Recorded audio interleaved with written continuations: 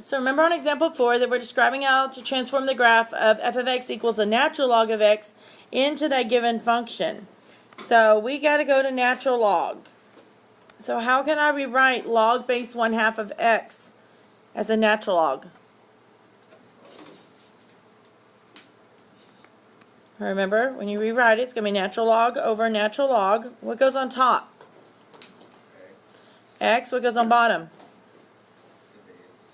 The base, which was 1/2. Oh.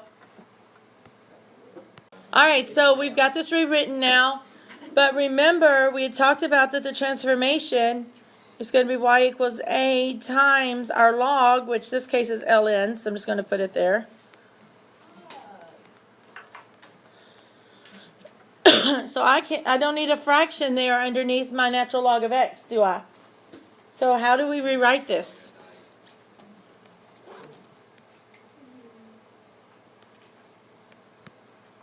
Remember, let's go back what we had written for example 4a. We said if we had x over 2, we could rewrite that as 1/2 x, right? You take the number in front of the x over the over the denominator there and put it in front of what's on top. So the same idea here, I have a 1 there. So it's going to be 1 over the natural log of 1/2 times the natural log of x. And so we know our equation. We can see if I rewrite this, I'm going to erase where I had that think bubble over there. But if I rewrite that equation underneath this one, I would have y equals 1 over natural log of 1/2 times the natural log of x, correct? So what variable is that 1 over the natural log of 1/2? Is it a, b, h, or k? It's my a. So we know our a is the 1 over the natural log of 1/2, which is approximately what number?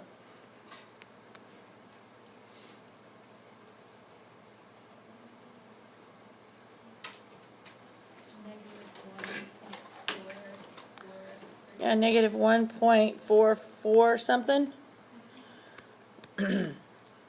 So we could have said that y is equal to negative 1.44 natural log of x.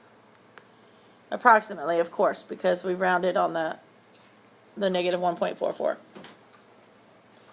Alright, so I'm just going to write that over here.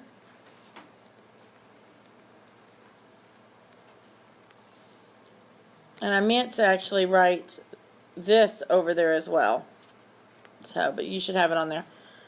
Alright, so what is that negative 1.44 natural log of x going to cause? What transformation is it going to make? Yeah, it's going to reflect over what?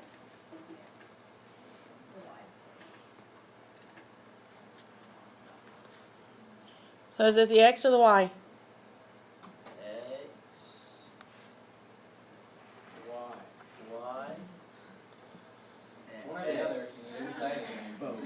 It's the x-axis, guys. This is the a. It affects the y value, and your y changes when you go across the x-axis.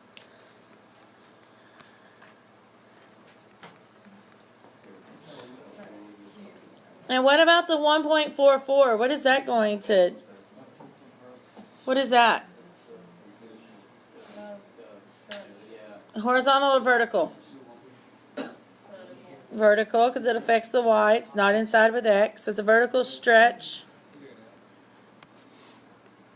by 1.44, approximately.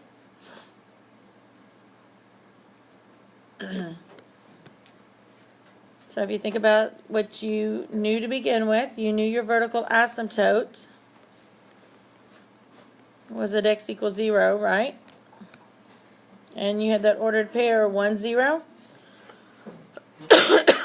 Is that negative 1.44 going to affect your x or your y?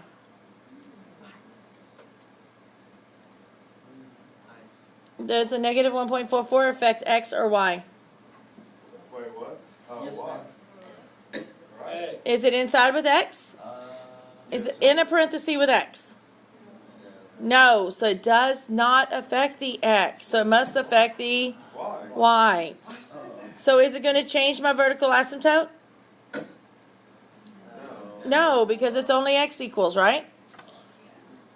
And so my vertical asymptote is going to stay the same. Is it going to affect that point that we know we're going to have on there, 1, 0? Technically, we're going to multiply it by negative 1.44, but what happens? It's 0. Yeah, 0 times anything is still 0. So we still have that 0.10 on there. But we have to think about it. First thing, it's going to reflect across the x-axis. So what's going to happen?